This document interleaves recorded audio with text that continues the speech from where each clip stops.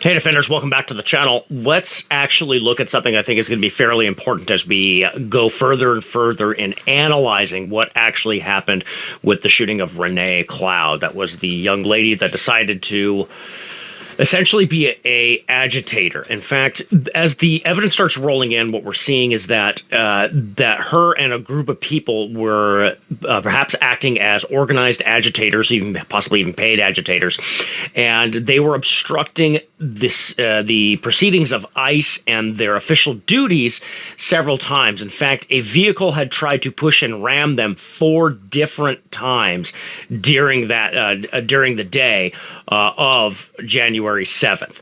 Who is she, though? And where does she come from? 37 years old.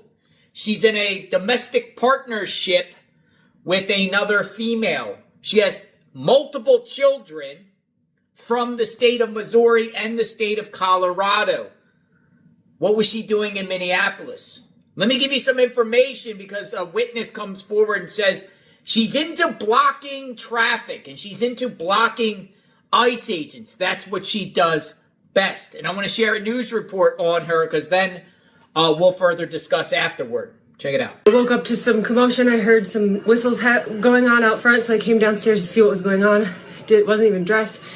And there was a car, the Honda Pilot that's crashed over there now. There was a car blocking the 2 lanes of Portland traffic.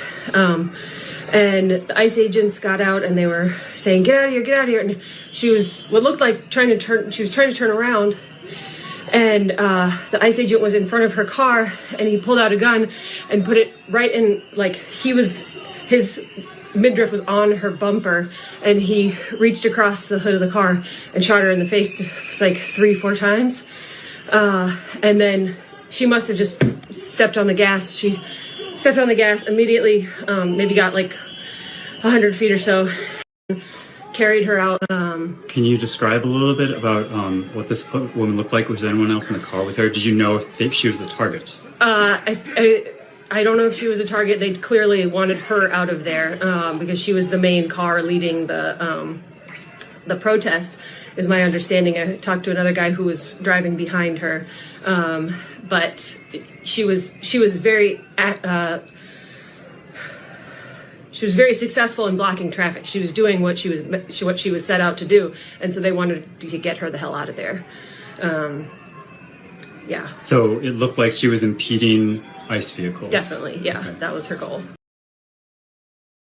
So this is certainly leftist agitators and rioters pushing the envelope and trying to get a reaction out of ICE. But right now, I really wanted to look at the the footage, the video footage that was released to the public, because there's one set of footage that the media is definitely running with and showing you, and there's another set that they don't want you to see, which shows very strongly a position of self-defense. Okay, first off, what law was she violating? This is the first big thing, because leftists online, including like Brian Krasenstein and others, have started to come out and say that she was a legal observer, and like, actually, no, not in this case.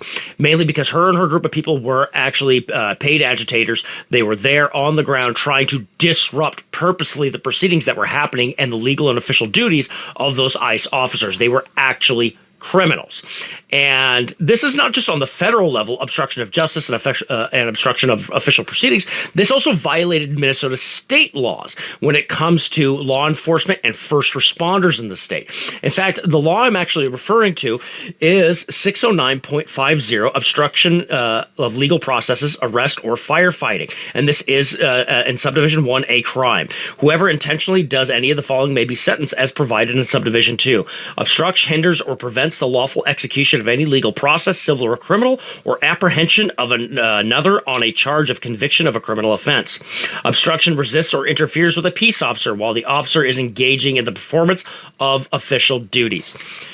So you're seeing it that, like, no, the online talking heads all over X and media and legacy media, they're starting to come out and say like this, she was a legal observer. She was not at this point.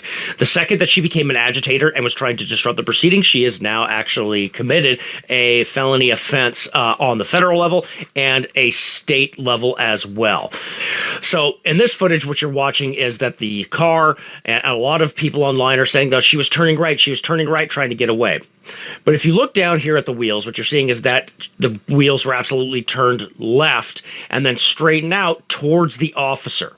I want you to pay particularly close attention, I'm going to highlight it too, to the officer's feet.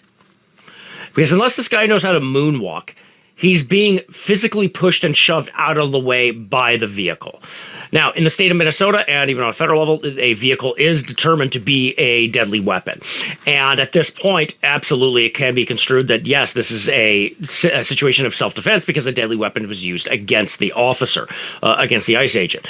And maybe in this angle, you could argue imperfect self-defense, that maybe not all the criteria was there. But it's the second set of video that is the more telling. Okay, so now let's look at that one.